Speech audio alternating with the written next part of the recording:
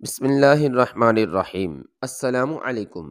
جس روز ابو عبداللہ اپنی فوج کے ساتھ غرناطہ سے نکلا، اس سے ایک دن قبل عقاب کی وادی میں فرڈینینڈ کی فوج کا صفایا ہو چکا تھا، اور اس سے 3 دن بعد سرحدی عقاب کے جانباز الزغل کے جھنڈے تلے جمع ہو چکے تھے۔ الزغل کی فوج دشمن کی تعداد سے خائف تھی، لیکن شاندار فتح کی خبر سن کر ان کے حوصلے بڑھ گئے۔ الزغل نے بدر بن مغیرہ اور منصور بن احمد کے ساتھ اپنی قیام گاہ کے ارد گرد تمام چوکیوں کا معائنہ کیا۔ بدر بن مغیرہ کے اپنے آدمیوں کے سوا کسی اور کو علم نہ تھا کہ وہ زندہ ہے۔ سپاہی الزغل کے ساتھ ایک نقاب پوش کو دیکھتے اور یہ سمجھتے کہ بدر بن مغیرہ کے چھن جانے کے بعد قدرت نے انہیں ایک نیا مددگار عطا کیا ہے۔ اس کی قیام گاہ فوج کے پڑاؤ سے کچھ دور تھی، اور الزغل کے چند چیدہ چیدہ افسروں کے سوا جو اس راز سے واقف تھے، کسی اور کو وہاں جانے کی اجازت نہ تھی۔ قریبی علاقوں کے جنگجو قبائل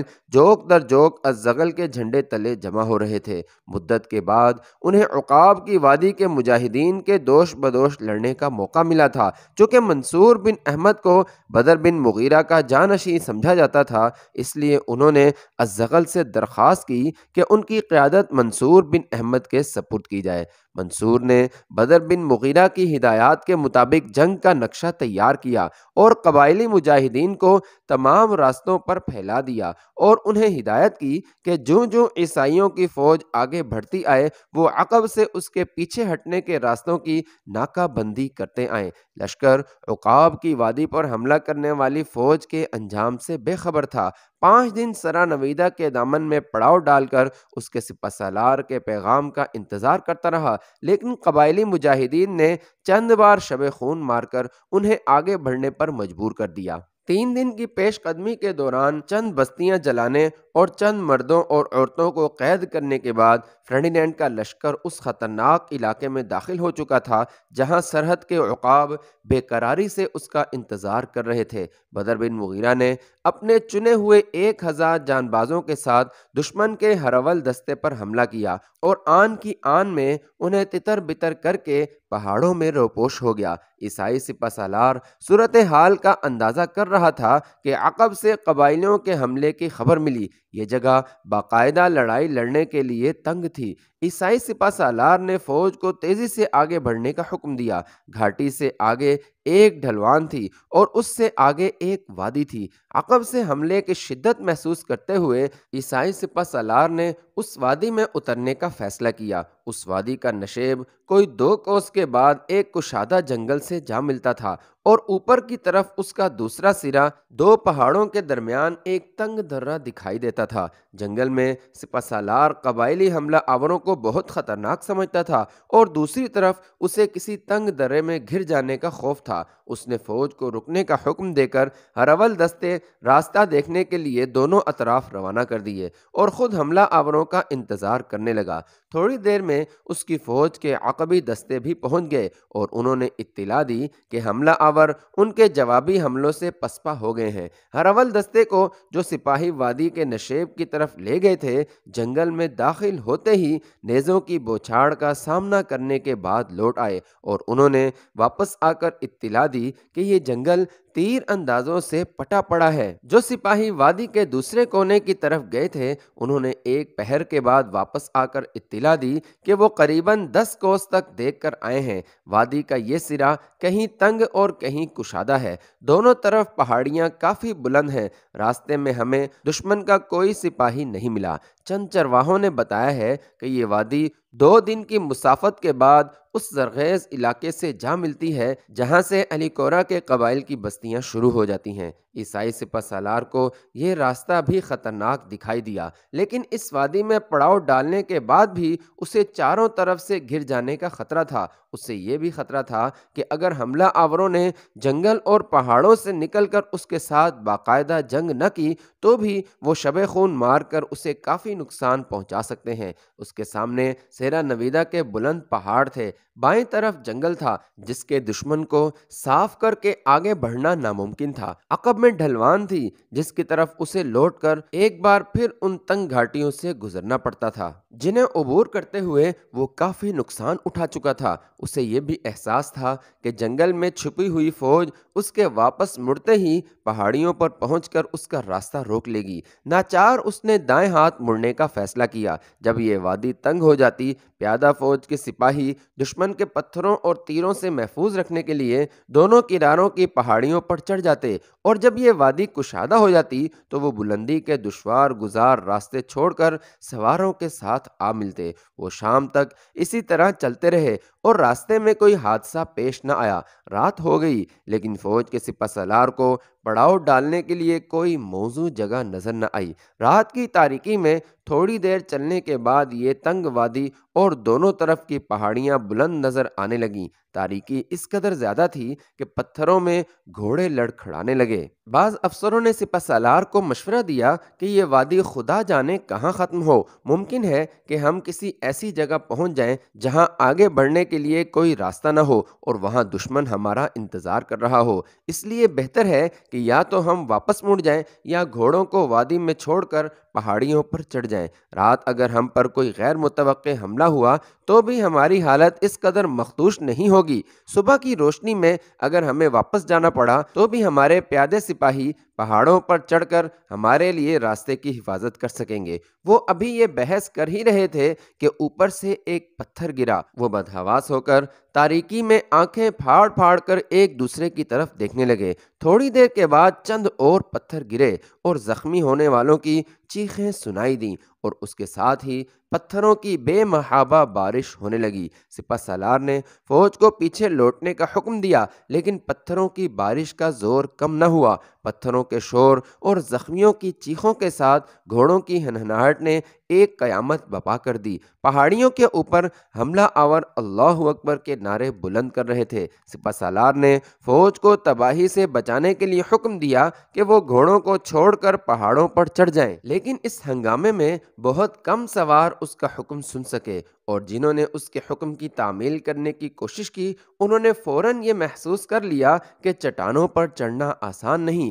اکثر سوار وادی کے کسی کشادہ حصے میں پہنچنے کی نیت سے گھوڑوں کی باگیں موڑ چکے تھے۔ صبح تک یہ فوج اس وادی میں بھٹکتی اور قیامت خیز تباہی کا سامنا کرتی رہی۔ 30,000 سپاہیوں میں سے 12,000 پتھروں کا شکار ہو گئے، 5,000 پہاڑوں پر چڑھ کر بھاگ نکلنے میں کامیاب ہو گئے۔ باقی فوج واپس اس مقام پر پہنچ چکی تھی جہاں سے اس نے اپنا سفر شروع کیا تھا، لیکن انہیں سنبھلنے کا موقع نہ ملا۔ جنگل سے تازہ دم سوار نمودار ہوئے۔ ان کے سپہ سالار کے ہاتھ میں غرناطہ کا جھنڈا تھا۔ وہ آن کی آن میں گھوڑے اڑاتے ہوئے ان کے سر پر آ پہنچے۔ نصرانیوں کی تعداد اب بھی ان سے کم نہ تھی۔ انہوں نے ڈٹ کر مقابلہ کیا، لیکن تھوڑی دیر کے بعد ایک نقاب پوش کی قیادت میں 5,000 مزید سوار ایک پہاڑی سے اترے۔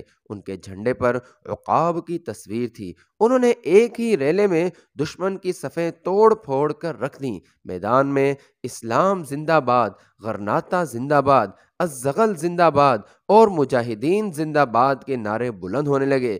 فرڈینینڈ کی فوج کے 3,000 سواروں نے میدان چھوڑ کر جنگل کا رخ کیا اور باقی فوج نے ہتھیار پھینک دیے۔ قیدیوں میں 2,000 کے قریب فرڈینینڈ کے نائٹ اور فوج کے اعلیٰ افسر تھے۔ ابو عبداللہ اتمام حجت کے لیے مالقا کی طرف روانہ ہوا۔ اس سے معلوم ہو چکا تھا کہ الزغل مالقا چھوڑ کر پہاڑوں کی طرف جا چکا ہے اور مالقا کی حفاظت کے لیے بہت تھوڑی فوج ہے۔ اس کے علاوہ اسے یہ بھی تسلی تھی کہ اگر وہ بہت جلد شہر پر قبضہ کرنے میں کامیاب نہ ہوا تو بھی چند دن میں فرڈینینڈ کی افواج پہاڑی قبائل کی سرکوبی کی مہم سے فارغ ہو کر اس کی مدد کے لیے پہنچ جائیں گی۔ لیکن الزغری نے شہر سے باہر نکل کر اس کا مقابلہ کیا۔ الزغری کی فوج کی تعداد تھوڑی تھی لیکن اس کے سپاہیوں میں ابو عبداللہ کے کرائے کے سپاہیوں کے مقابلے میں کہیں زیادہ جوش و خروش تھا۔ جب افواج آمنے سامنے ہوئیں تو الزغری نے اپنی فوج کے سامنے ایک پرجوش تقریر کرتے ہوئے کہا، دشمن کی تعداد تم سے زیادہ ہے، لیکن یاد رکھو کہ غدار کبھی بہادر نہیں ہوتے۔ آج تمہاری جنگ اپنی بقا کے لیے ہے۔ اگر میدان میں تمہارے پاؤں اکھڑ گئے تو مالقا پر ابو عبداللہ کے ہاتھوں سے فرڈینینڈ کا جھنڈا نصب ہوگا۔ خدا کی اعانت پر بھروسہ رکھو، یہ ملت فروش اور کرائے کے سپاہی تمہارے مقابلے میں نہیں ٹھہر سکتے۔ ابو عبداللہ کا سب سے بڑا سہارا فرڈینینڈ ہے، لیکن تم یہ خوشخبری سن چکے ہو کہ عقاب کی وادی میں اس کی آدھی فوج مجاہدین کی مٹھی بھر جماعت کے ہاتھوں تباہ و برباد ہو چکی ہے۔ انشاءاللہ آج کل میں تم یہ بھی سن لو گے کہ سیرا نویدہ میں اس کی باقی فوج کا بھی یہی حشر ہوا ہے۔ مجاہدوں آگے بڑھو، آج کے دن خدا نے فتح کے لیے جس گروہ کو منتخب کیا ہے وہ تمہارے سوا کوئی نہیں۔ ابو عبداللہ اور اس کے بیشتر ساتھی شہر کے محاصرے کا خیال لے کر آئے تھے۔ الزیغری جیسے سرفروش کے ساتھ کھلے میدان میں نبرد آزما ہونا ان کی خواہش کے عین خلاف تھا۔ ابھی وہ شش و پنج میں تھے کہ الزیغری کی فوج کا ایک سالار گھوڑا بھگاتا ہوا میدان میں آیا اور اس نے بلند آواز میں کہا، مسلمان صرف حق کے لیے لڑتا ہے۔ اگر تم میں سے کوئی یہ سمجھتا ہے کہ وہ حق پر ہے تو اسے میں مقابلے کی دعوت دیتا ہوں۔ اگر تمہارے دل یہ گواہی دیتے ہیں کہ تم حق پر نہیں ہو تو یقین کرو کہ تم ہمارے سامنے نہیں ٹھہر سکو گے۔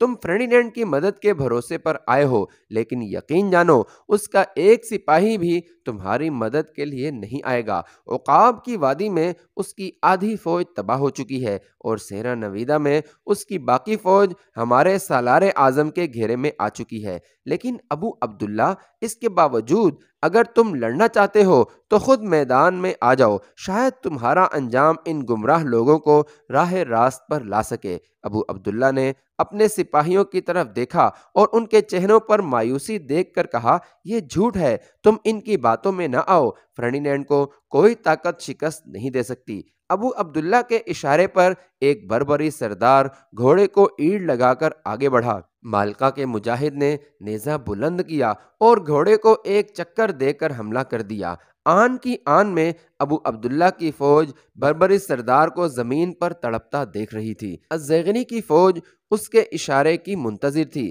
الزیغری نے نیزہ بلند کرتے ہوئے اللہ اکبر کا نعرہ لگایا اور مالقا کے مجاہدین آندھی کی طرح ابو عبداللہ کی فوج پر ٹوٹ پڑے۔ ایک ساعت کے بعد ملت فروشوں کا لشکر میدان میں 400 لاشیں چھوڑ کر غرناطہ کا رخ کر رہا تھا۔ الزیغری نے تھوڑی دور ان کا تعاقب کیا، لیکن مالقا کو غیر محفوظ سمجھ کر لوٹ آیا۔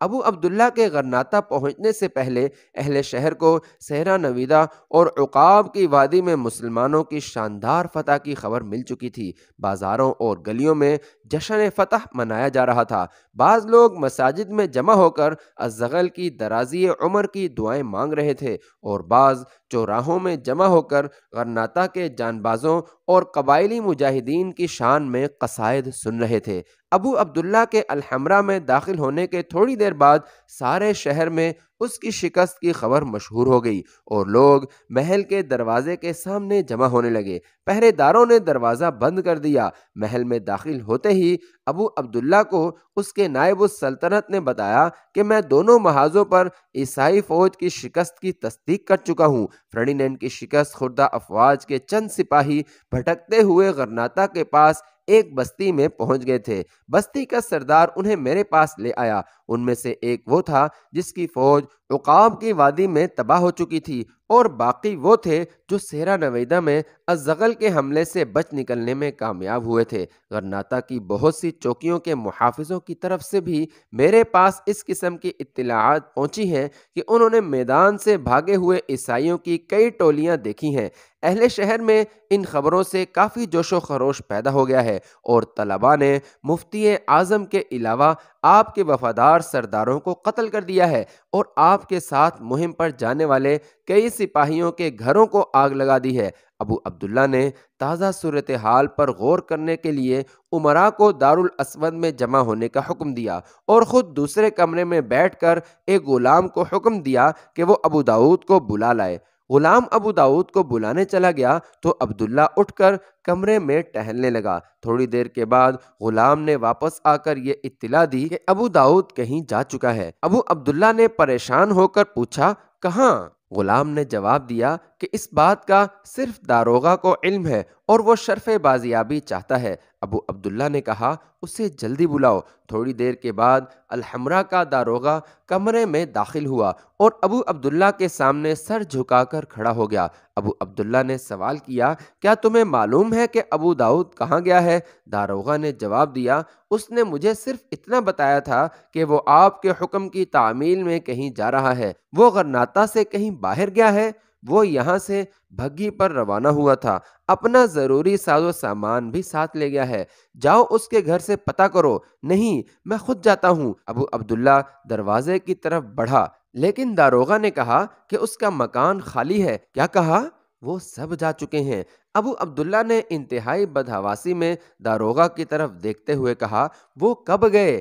آج دوپہر کے وقت۔ تم نے انہیں روکا کیوں نہیں؟ آپ کے حکم کے بغیر میں یہ جرت کیسے کر سکتا تھا؟ ان کے پاس کوئی ایلچی آیا تھا؟ نہیں، لیکن معلوم ہوتا تھا کہ وہ عیسائیوں کی شکست کی خبر سن کر پریشان تھے۔ کیا میرے لیے کوئی پیغام چھوڑ گئے ہیں؟ نہیں، وہ یہ کہتے تھے کہ وہ آپ کے حکم کی تعمیل میں کہیں جا رہے ہیں۔ الحمرا کے دروازے پر چونکہ لوگوں کا ہجوم تھا، اس لیے انہیں عقبی دروازے سے باہر نکلنا پڑا۔ وہ یہ بھی نہیں چاہتے تھے کہ باہر کوئی انہیں دیکھ کر پہچان سکے، اس لیے انہوں نے ایک مراکشی تاجر کا لباس پہن رکھا تھا۔ ابو عبداللہ نے داروغہ کو رخصت کیا اور تھوڑی دیر تنہائی میں سوچنے کے بعد امراء کے کمرے میں داخل ہوا۔ ابو عبداللہ کے ساتھی شکست خوردہ ذہنیت کے وہ لوگ تھے جنہوں نے آنے والی جنگوں میں مسلمانوں کی شکست یقینی سمجھ کر اپنا مستقبل عیسائیوں کے ساتھ وابستہ کر دیا تھا۔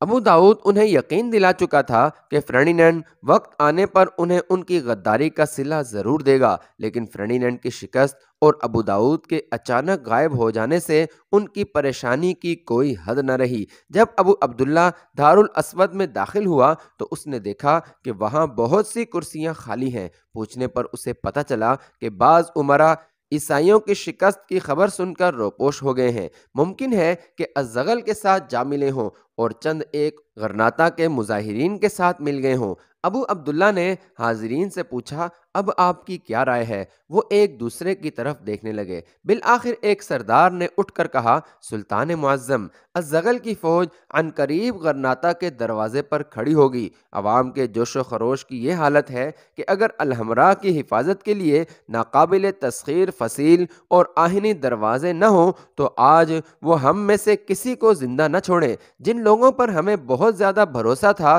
وہ ان کی رہنمائی کر رہے ہیں۔ ہماری فوج مالکا کی شکست کے بعد الزغل سے جنگ کرنے کی ہمت نہیں رکھتی۔ اگر وہ غرناطہ پر قابض ہو گیا تو صرف سرحدی عقاب کے بدلے میں ہی وہ ہم سب کو پھانسی پر لٹکا دے گا۔ ہمارے لیے صرف ایک ہی راستہ ہے اور وہ یہ کہ ہم غرناطہ چھوڑ کر فرڈینینڈ کی پناہ میں چلے جائیں۔ وہ اپنی شکست کا بدلہ ضرور لے گا۔ مجھے یقین ہے کہ فرڈینینڈ نے اس مہم پر بہت تھوڑی فوج بھیجی تھی اور وہ اس شکست پر خاموش نہیں بیٹھے گا۔ سر دست غرناطہ ہمارے لیے غیر محفوظ ہے۔ اگر یہ محفوظ ہوتا تو ابو داؤد اچانک اس طرح غائب نہ ہو جاتا۔ اب ہمارے سامنے سب سے بڑا مسئلہ یہ ہے کہ ہم الزغل کے انتقام سے کس طرح بچ سکتے ہیں۔ دوسرے امراء نے یکے بعد دیگرے اس تجویز کی حمایت کی۔ ابو داؤد سر جھکا کر دیر تک سوچتا رہا۔ بالآخر اس نے کہا، اگر آپ کی یہی رائے ہے تو میں اس کی مخالفت نہیں کروں گا۔ سردار نے اطمینان کا سانس لیتے ہوئے کہا،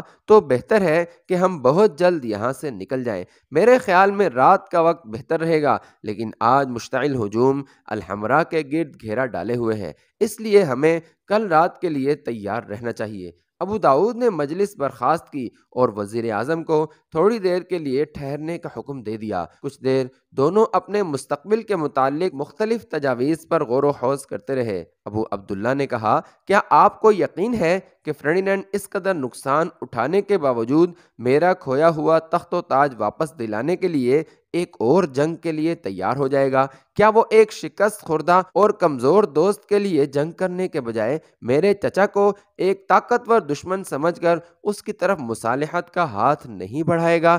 فرض کیجئے اگر والد اور چچا کے ساتھ مصالحت کی خواہش میں اس نے مجھے اور میرے ساتھ آپ کو ان کے حوالے کر دیا تو وزیر نے سوچنے کے بعد کہا، اس بات کا فیصلہ مستقبل کے واقعات کریں گے کہ ہمارا قدم صحیح تھا یا غلط۔ بہرحال ہم اپنا مستقبل فرڈینینڈ کے ساتھ وابستہ کر چکے ہیں۔ اب ہمارے لیے اس کے سوا کوئی راستہ نہیں کہ ہم اس کے پاس پہنچ جائیں۔ ابو داؤد وہاں پہنچ چکا ہے اور اس کی موجودگی میں اگر فرڈینینڈ الزغل یا آپ کے والد کی طرف دوستی کا ہاتھ بڑھائے تو یہ ایک معجزہ ہوگا۔ آپ پریشان نہ ہوں، جب تک فرڈینینڈ اپنی گزشتہ شکستوں کا انتقام نہیں لے لیتا اسے ہماری ضرورت رہے گی۔ الحمراء کا داروغہ کمرے میں داخل ہوا اور اس نے آگے بڑھ کر ادب سے سلام کرنے کے بعد کہا، شمالی سرحد کا ناظم اعلیٰ شرف بازیابی کی اجازت چاہتا ہے۔ ابو عبداللہ نے داروغہ کی طرف دیکھا اور جھنجھلا کر کہا، تمہیں معلوم نہیں کہ ہم اس وزیر اعظم کے ساتھ باتیں کر رہے ہیں؟ داروغہ نے کہا، سلطان معظم، میں نے اسے روکنے کی کوشش کی لیکن وہ ملاقات کے لیے مصر ہے، وہ کوئی اہم خبر لے کر آیا ہے۔ وزیر نے کہا، لیکن وہ اس وقت الحمراء میں کیسے داخل ہوا؟ داروغہ نے جواب دیا، آج شام سلطان معظم کی آمد سے تھوڑی دیر قبل شہر کی ایک معزز خاتون جنہیں ملکہ عالیہ نے ہر وقت الحمراء میں آنے کی اجازت دے رکھی ہے، ملکہ عالیہ کے پاس اس کا کوئی پیغام لے کر آئی تھیں اور ملکہ عالیہ نے مجھے حکم دیا تھا کہ میں اسے محل میں بلا لاؤں۔ ابو عبداللہ نے پوچھا، ملکہ اس سے مل چکی ہیں؟ ہاں، اور انہوں نے مجھے حکم دیا ہے کہ میں حضور کی خدمت میں حاضر ہو کر اس کے لیے ملاقات کی اجازت حاصل کر لوں۔ ابو عبداللہ نے پوچھا، وہ اس وقت کہاں ہے؟ وہ باہر دروازے پر کھڑا ہے۔ وہ اس بات پر مصر تھا کہ میں اسے امراء کی مجلس میں ہی حضور کی خدمت میں پیش کر دوں، لیکن میں نے اسے بڑی مشکل سے روکا، وہ سخت پریشان ہے۔ ابو عبداللہ نے کہا، اگر وہ یہ خبر لے کر آیا ہے کہ فرڈینینڈ کی افواج کو شکست ہو چکی ہے تو کہہ دو کہ ہم اس سے نہیں مل سکتے۔ سلطان معظم، وہ زخمی ہے اور ملکہ عالیہ کا ارشاد ہے کہ اس کا آپ سے ملنا اشد ضروری ہے۔ ابو عبداللہ نے کہا، اچھا، بلاؤ اسے۔ داروغہ سلام کر کے باہر نکل گیا۔ تھوڑی دیر بعد ایک قوی ہیکل نوجوان کمرے میں داخل ہوا۔ اس کی پیشانی پر سفید پٹی بندھی ہوئی تھی اور گلے میں بندھے ہوئے رومال کے ساتھ وہ اپنے بائیں بازو کو سہارا دیے ہوئے تھا۔ سلطان معظم، اس نے ادب سے سلام کرنے کے بعد کہا، میں اس وقت آپ کے آرام میں مخل ہونے کی گستاخی پر معذرت چاہتا ہوں، لیکن میرے لیے آپ کی خدمت میں حاضر ہونا ضروری تھا۔ ابو عبداللہ نے کہا، تم زخمی ہو؟ اس نے بے پرواہی سے جواب دیا، یہ زخم معمولی ہے، میں آپ کی خدمت میں ایک افسوسناک خبر لے کر آیا ہوں۔ ابو عبداللہ نے کہا، اگر تم یہ خبر لے کر آئے ہو کہ میرا چچا غرناطہ پر حملہ کرنے والا ہے یا فرڈینینڈ کی فوج میدان چھوڑ کر بھاگ گئی ہے تو تم ہماری معلومات میں اضافہ نہیں کر سکو گے۔ سلطان معظم، میں صرف اپنے علاقے کے متعلق کچھ کہنے آیا ہوں، وہاں لوگوں نے ہمارے خلاف بغاوت کر دی ہوگی، ہمیں ایسی خبروں سے بھی کوئی دلچسپی نہیں۔ تمہارے علاقے کے باغی ہمارے خلاف غرناطہ کے باغیوں سے زیادہ پرجوش نعرے نہیں لگاتے ہوں گے۔ نہیں، میں باغیوں کی نمائندگی کرنے کے لیے نہیں آیا، حضور کے کانوں تک مظلوموں کی آواز پہنچانے آیا ہوں۔ شکست کھا کر بھاگنے والی عیسائی فوج نے انتقامی جذبے کے تحت سرحد پر تباہی مچا دی ہے۔ انہوں نے ہماری 15 بستیاں جلا ڈالی ہیں، لوگوں کے مال و متاع کے علاوہ 40 کے قریب نوجوان لڑکیاں چھین کر لے گئے ہیں۔ سرحد پار کی بہت سی چوکیوں کے عیسائی سپاہی بھی ہمارے علاقے میں داخل ہو گئے ہیں۔ میرے پاس کل 500 سپاہی تھے جن میں سے 300 کے قریب مارے جا چکے ہیں۔ حملہ آوروں کی تعداد میں ہر گھڑی اضافہ ہو رہا ہے اور وہ عورتوں، بچوں اور بوڑھوں میں سے ہر ایک کو موت کے گھاٹ اتار رہے ہیں۔ انہوں نے اعلان کیے بغیر ہمارے خلاف جنگ شروع کر دی ہے۔ سرحد کا علاقہ خالی ہو رہا ہے۔ اگر ہم نے اس وحشت اور سربریت کے طوفان کو نہ روکا تو 2-3 دن میں کئی ہزار پناہ گزین اپنے گھر بار چھوڑ کر غرناطہ پہنچ جائیں گے۔